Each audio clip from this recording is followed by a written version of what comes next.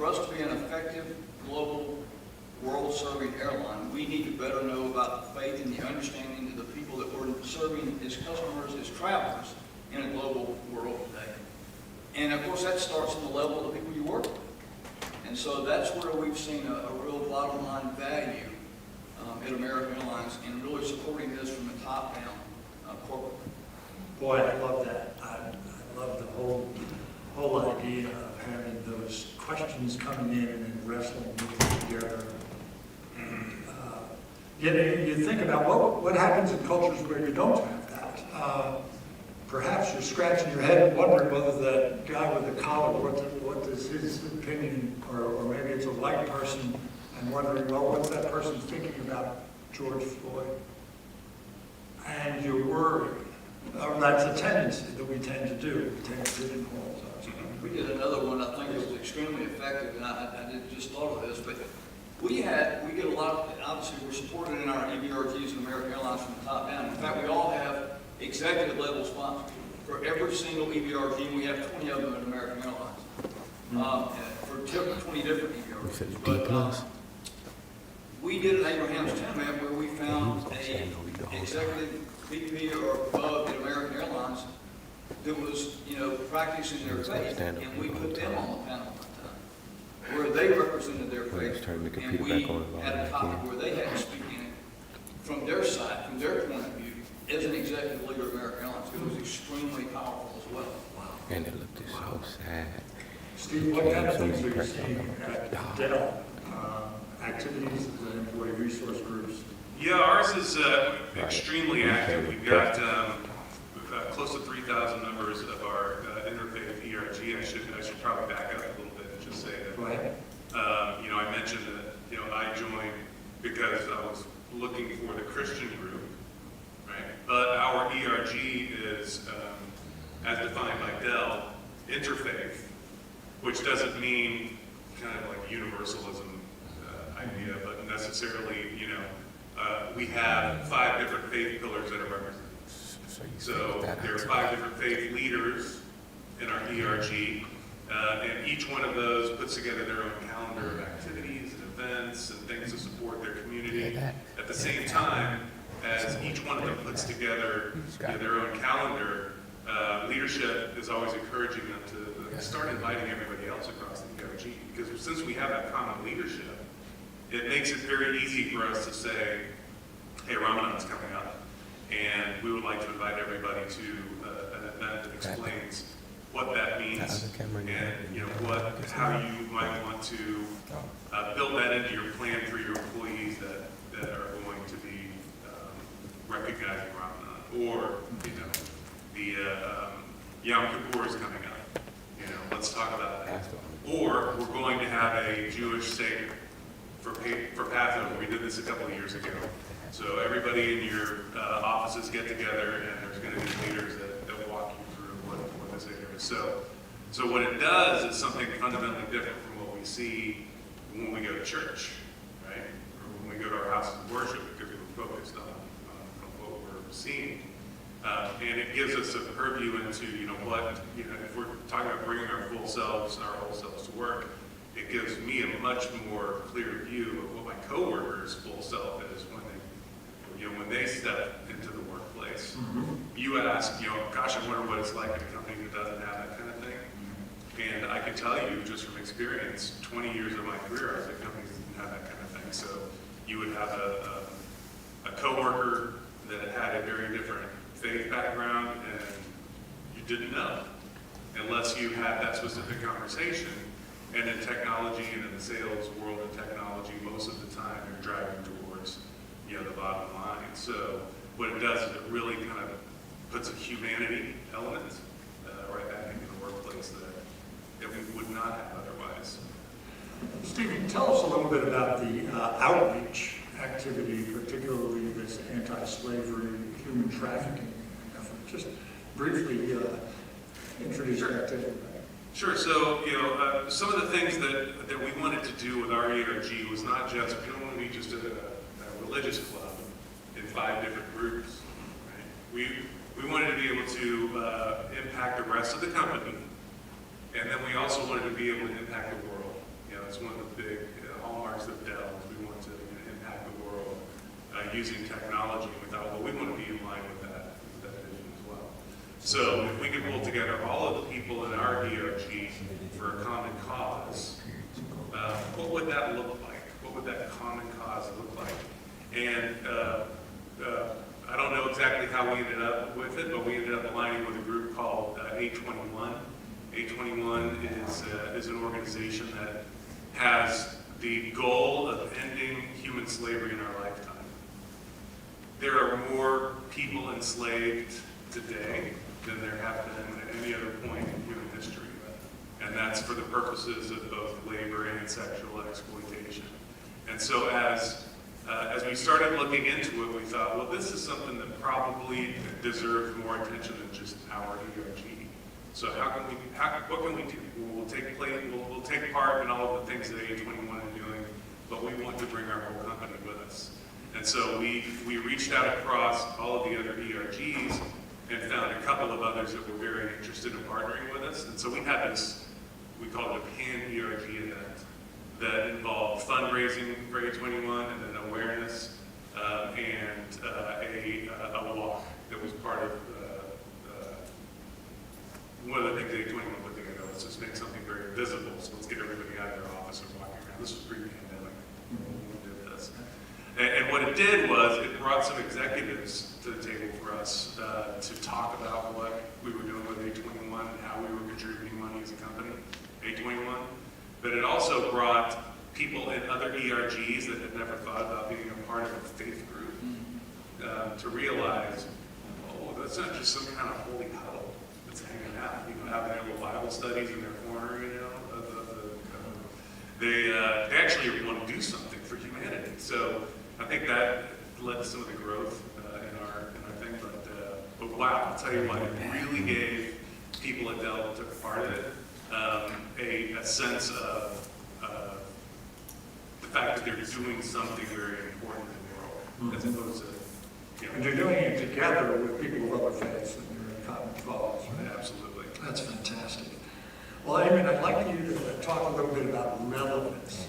How does your faith relate to you? I can see some people, typically I'll always run into people who scratch their head and say, well, what does faith have to do with work? Well, faith is what you do on your holy day. Can you share with us some of your thoughts as a Muslim, how your faith relates to your work? Absolutely, absolutely. Before I answer that, I just want to abstract what Steve said. Oh, sure. Because he touched on a really viable point, and I've started to see this more as I stepped into a leadership position in the hierarchy, as opposed to early on, I just, would contribute in a volunteer capacity, participant capacity. Is he mentioned 821 specifically, which shared essentially drove a sort of effort that they wanted to see, for example, ending a global slavery, right? And that's been a point of, and this is where the abstraction comes in, is the advice I have for other groups or other businesses out there that are seeking to develop their ERGs is, this is sort of an important factor. So a lot of people are, confused. How do I start? Where do I begin? And that is, look at the NGOs or these nonprofit organizations out there that are already doing work, and see how your company can support those efforts, be it in a financial capacity, be it in volunteer effort capacity. You'd be surprised the amount of change that you could drive by supplying that to them when they could be looking for those nonprofit organizations. So that's a point that I wanted to touch on. Sure. So relevance. So as you mentioned, a lot of people, well, what's the business benefit of having an ERG, right? Why don't you just be an engineer, do engineering stuff, and go home, right? And worry about your religiosity at home. And my answer to that is, in our Islam tradition, we are taught that your excellence in your practicing of your religion is closely tied to your excellence in your job performance. So coming into work with full honesty and integrity. This is, I believe, something you mentioned earlier too. Well, what's to stop me from stealing time from my employer or from brushing things under the rug and things like that? A lot of people aren't perfect. You know, your inhibitions, you know, you might have some chaos inside you, right? So what religion brings to you is foundations. It gives you principles, and those translate very well to the business world. Believe it or not, there's a lot of alignment there. There are things that are, you know, be prioritized more religiously, right? Obviously, as a man of religion, your priority isn't always to seek profit above everything else, but we understand that there's business needs, there's families that need to be fed. But within that, I believe there are some priorities that align, and having the core principles of religiosity, be it the Islamic tradition, I believe also the Christian tradition, as well as Judaism, have those core principles, and that further enhances employee engagement and performance. Thanks so much. Any thoughts on that, Father? Oh, I mean, absolutely. I mean, it's the core value of who we are. Where do you see your battery life? We want to conduct ourselves at work with integrity and do the very best we can. Is it doing it for God, is what it says in our holy scriptures, and we try to model that. And, you know, let's face it, the best sermon anyone will ever hear is the one they see. So, I mean, you know, if you're modeling this and walking this out in your life, that helps your bottom line. Your employee's going to value you and what you value. And I think in America, and I know that we have embraced that. We have seen it's a global carrier too. I mean, I think it's something that's so important for us to know the values of people different than ourselves. I mean, we've got customers all over the globe. And we're making the reservation sales point contacts with them and things like that. And we need to know the significance of holy days and dietary needs and things like that are of value to people of faith all over the globe. Because that's who we're flying and that's who we're caring for. Our tagline in America is caring for others on life's journey. And for us to do that, we have to be like, you know, you're on an airplane. You got to care for yourself before you can care for the people around you. So, you know, to be able to come into your workspace and be your authentic self and have your faith be at the foundation of who you are and be valued in that space like that is liberating. And also it's encouraging for our employees to be better and to strive harder. And that supports the bottom line. That's why we place a B in our ERG. We see a bottom line business value at American Airlines when we can bring that whole self to work and perform at that level. Excellent. Yeah, I have to tag on to that a little bit because it's very true. I think what we're seeing in Dell, and I don't have hard numbers to prove this out, but it's very, very pragmatic from a leadership standpoint to encourage everybody to bring their faith to work. It's not just a touchy-feely thing. You know, it's not just something that makes everybody feel better when they're at work. But if what you want from your employees is to execute well, allow them to bring things from their faith to the table and watch what happens. And I'll just say, you know, I've seen in the leadership of our organization, people have been able to serve and do things that they would not get to do in their day job. That it's caught the attention of leadership in the company. So it's not just the, you know, gosh, they're really good at their work and they're highly ethical and they're doing well. So I didn't realize that they could amass a group of people and aim them in a direction very well. Maybe they should be in leadership. Okay. I didn't realize that they could communicate that well to a group of people about something that I didn't understand. Maybe they should be in a communication role. So we've seen some of those things happen. It's just fruit of it. So when you bring your gifts and talents to work and you apply them, even if they're spiritual gifts and talents to work, there is real pragmatic bottom line benefit. How interesting. And, you know, benefit of recognizing people who may not be at the top of the org chart, but who, you know, get engaged in leadership and at a young age and start having opportunities to show teamwork and these kinds of things. Fascinating. We have implanted that in America. In fact, people who get called or voted into leadership roles as global leaders are automatically, no matter what their role is within the company, is automatically put in a management education track that we have. Because we recognize them as leaders internally within American Airlines. We embrace these roles they have in these ERGs that they're leading. And they accelerate them and they support them in that as future leaders in American Airlines in a capacity that may not be inside their ERG, but within American Airlines. They see leadership quality that they want to nurture and supply additional educational training in the process to elevate them. Yeah. And that's been a real track for us. We've seen a lot of fruit. Oh, interesting. I know that at Texas Instruments, they talked, while I was there, about giving opportunities for leadership through the diversity groups and purposefully doing that so that the people who might not notice would be able to shine. What a terrific thing. Any other thoughts about the relevance of it in terms of, we had an excellent panel discussion, some of you were there a little while ago, talking about trust. How does this authenticity about faith and belief, how does that play into trust and relationships? Any thoughts on that? Well, the thoughts I want to echo, actually, so first of all, just, since I'm going to highlight this, I need to acknowledge and thank you, Ken, for reaching out to TI and myself and bringing me on here, and just having the opportunity to attend this conference and the things that I've learned. And I was in a panel session just before the big one in the ballroom about bridging the divide, religious freedom, and LGBT equality. And very interesting point from Lauren Gray. She's a senior vice president of Edelman. So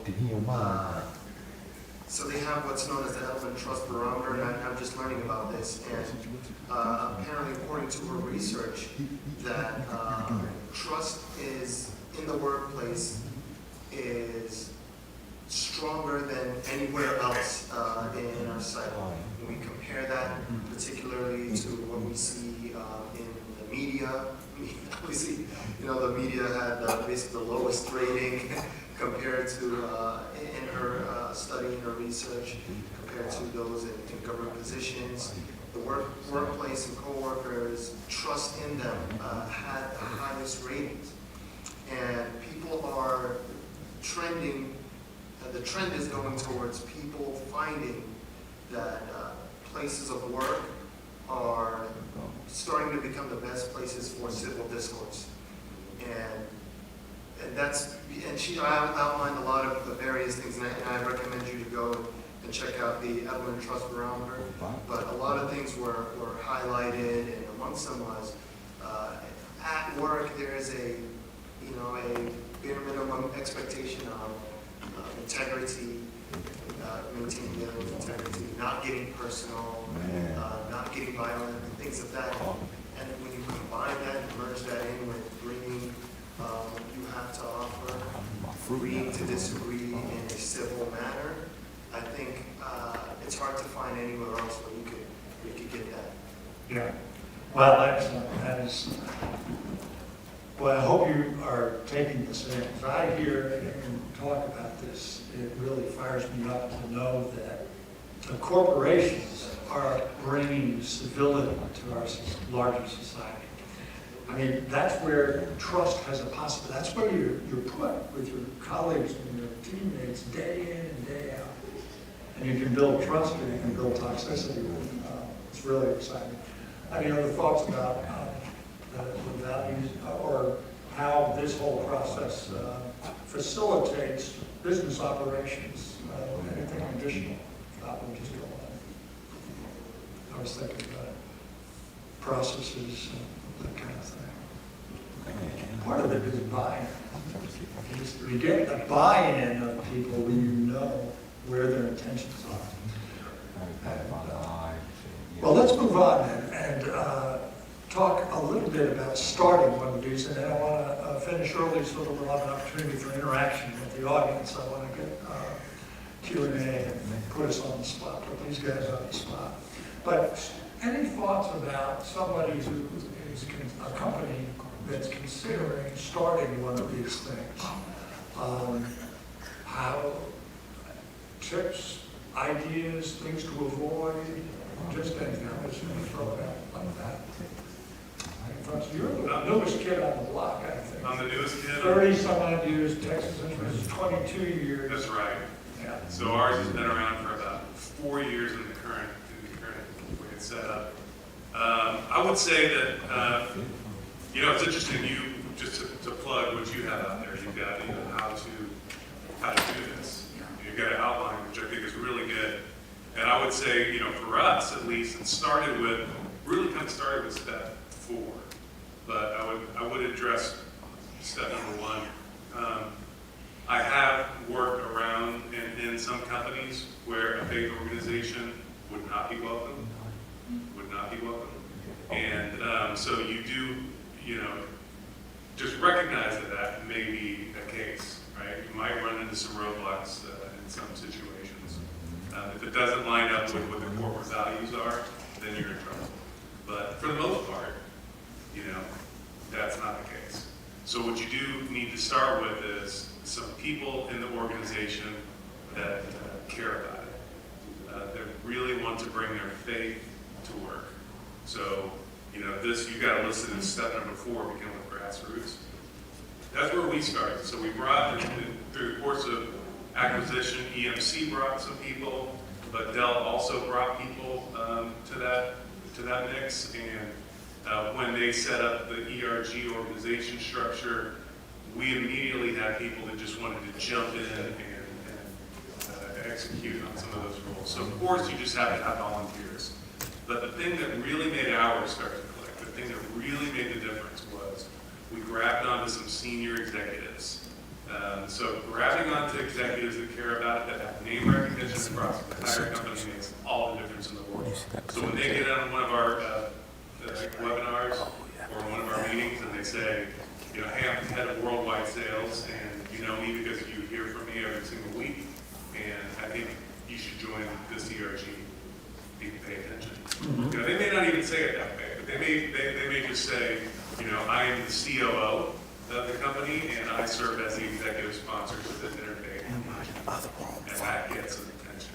Yeah. So to me, it's executive sponsorship and then follow up on executive sponsorship. So at Dell, we not only have their sponsorship, but we also have it included in our annual training and our annual surveys. Are you involved in an ERG? Have you joined an ERG? Here's the link to go join an ERG. And so it drives people to it as well, and that's got executive support. I'm glad you mentioned the grassroots too, because when management comes in and just announces, we've decided we're going to be a faith-friendly company, that can be very off-putting. But when it comes from the ground grassroots, I just saw a 5-minute warning here, so I'm going to cut my questions because I think their questions are more important than my questions. But I will mention that starting one of these things is not to be done lightly. It's something that involves strategy, and you need to develop a vision statement. You need to earn buy-in. You need to engage the grassroots and others and set reasonable processes that are going to monitor this senior people looking at it. But with that, and also pray. Whatever your tradition is, pray over the establishment of these faith-oriented employee resource groups. I believe that's important anyway. Ladies and gentlemen, you have questions. Just fire away. Any thoughts and concerns or questions that you might have for these folks? Yes. This is for all the towns. What challenges did you face when you were trying to implement some of the events and strategies that you wanted to lay out with the groups that you had within your company? I think, like any kind of new initiative, you're always going to have naysayers and you're always going to have ones that are going to just, question the whole objective of doing this. But as Steve mentioned, if you have buy-in at the top that kind of gets in front of the movement and supports it, then, at some point you're going to get broader buy-in. But I also think necessity works into this. I think that I look back at a long aviation career, and you know, I can remember 9/11 and accidents and incidents in my career that, you know, there was a tremendous value added of people of faith being there to care for one another after we went through a very troubling time. And all I think that came to culmination probably through the pandemic. I mean, you know, in my industry, we continued to work. I mean, airlines didn't completely shut down. We weren't moving much, but, you know, we were at the front line of that, and we dealt with some very difficult, challenging seasons through 2 years of a pandemic. And honestly, you know, something we cared for one another across fleet lines and everything else, and there was an intrinsic value in that that couldn't even be provided in our houses of faith during that season. So all of a sudden, we're thrust to the front line, and you get a lot more visibility on the importance and the impact on the overall wellness of your employees and what you can bring in this space. That's excellent. And if you'll permit me, I can speak to the start of ERGs in Texas Instruments.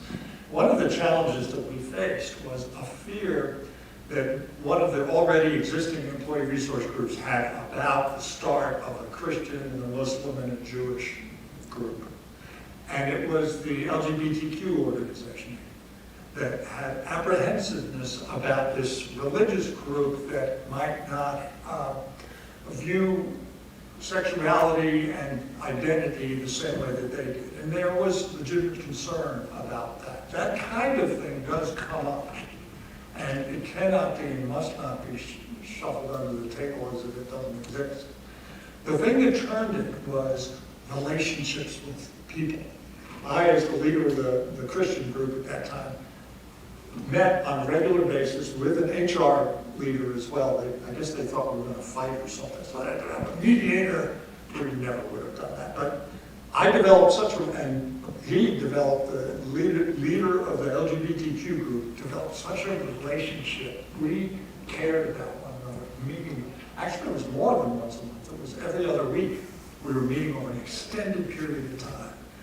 And we defined our mission. Our mission as religious organizations was not to tell people how they're wrong and they have to change their lifestyle. But there are many variations on this kind of thing. The answer is relationships matter.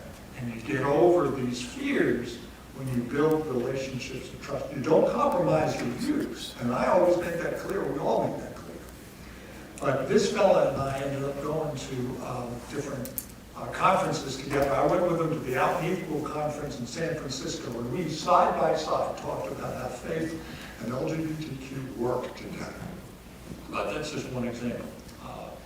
We are at the stop sign. Do I really? I have to stop because there's something. Okay, one more question. I'm sorry, I didn't need more time. Any other questions? Well, Can I have just you one more? certainly can, sir. I just gotta say, sitting between, two pillars of experience, both sides of me here, I gotta say, I'm truly seeing the fruits of the efforts that were put many years ago.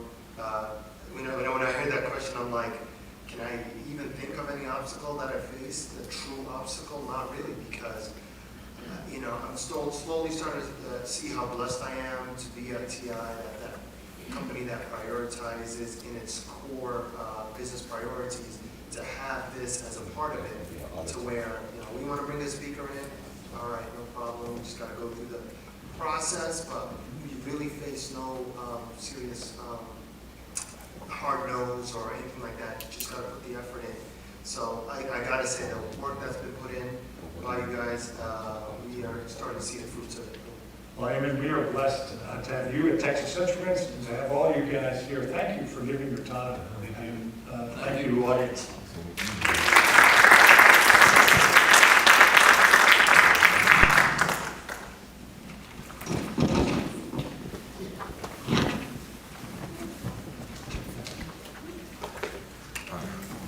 I think there's another panel I'm done over here. I'm changing this battery out. Oh, I did that already, bro. Come on. What time is Who you this? talking to? Yeah. 2:40. Okay, good. And the homie right over here. She had me do it too. All right, so I'm gonna take this battery out, right? I can turn it off. Okay. Stop record. Stop. stand by and turn it off for sure.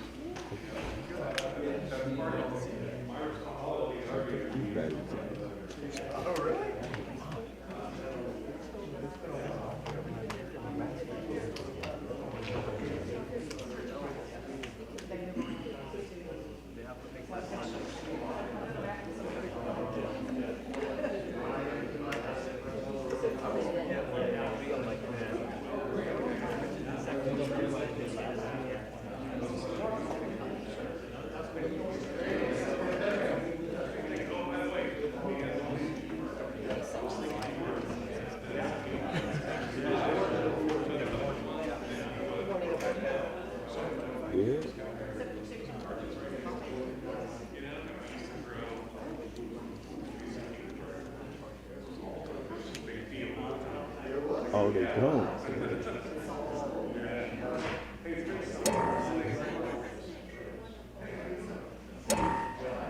Beat a couple of ices on the bar, just shit the bed.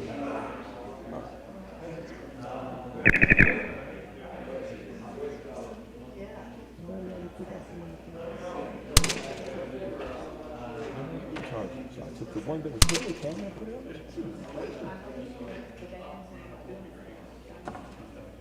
That's the one I put in.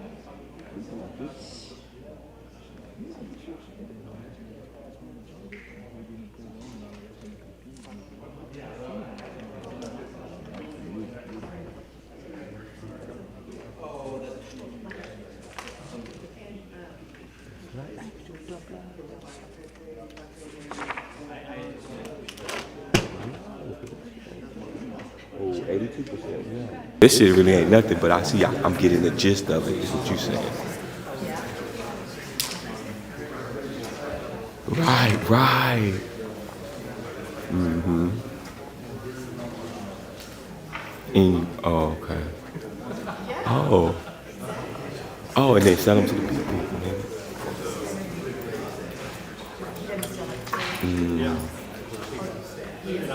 Okay, I got 82% on here, so I can turn it back off. So we ready? All right.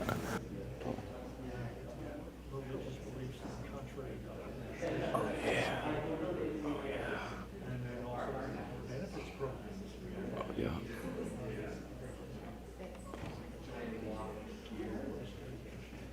All right. Sure.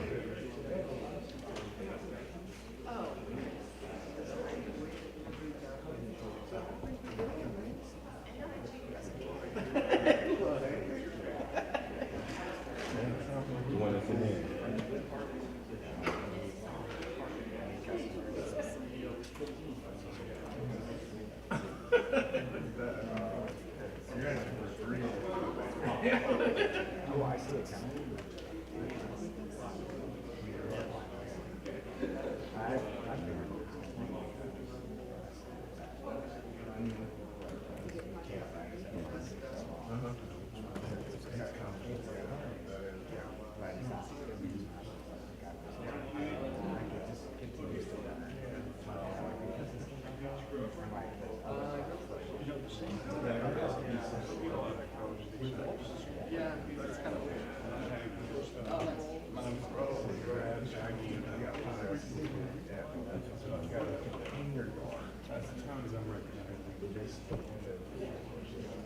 Oh yeah, and that motherfucker. All right.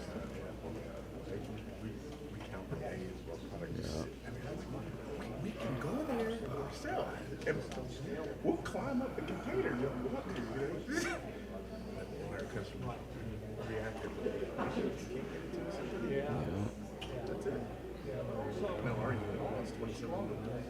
Why the sound? All right, there we go.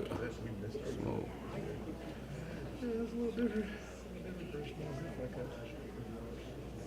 That's just customer reaction.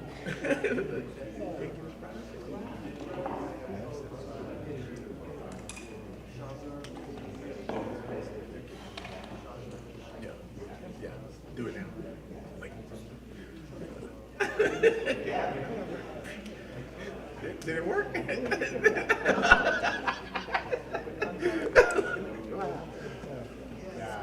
pressure now.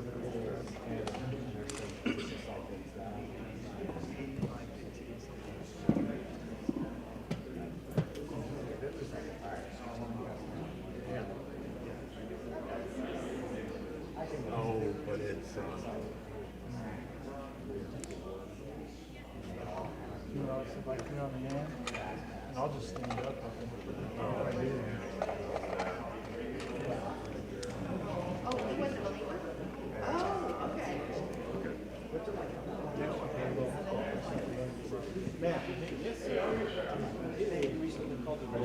Hard driving.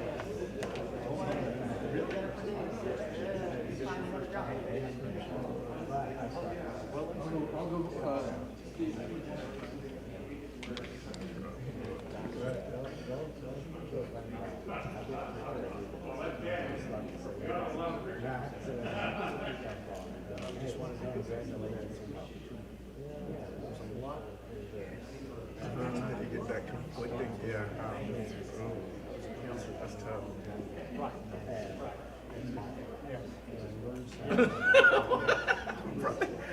That's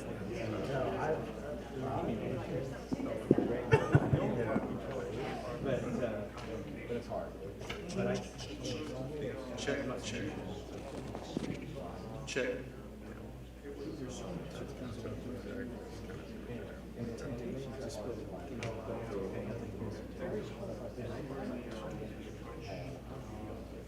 Yeah, you're gonna have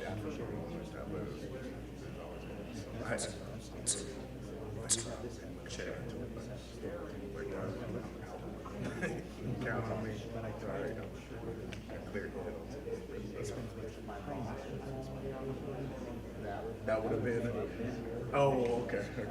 Yeah, everything comes to you. Then. Yeah, that's got it.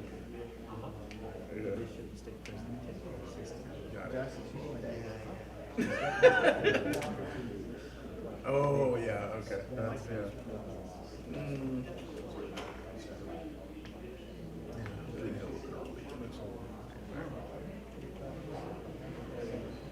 That's a whole relation. Yeah.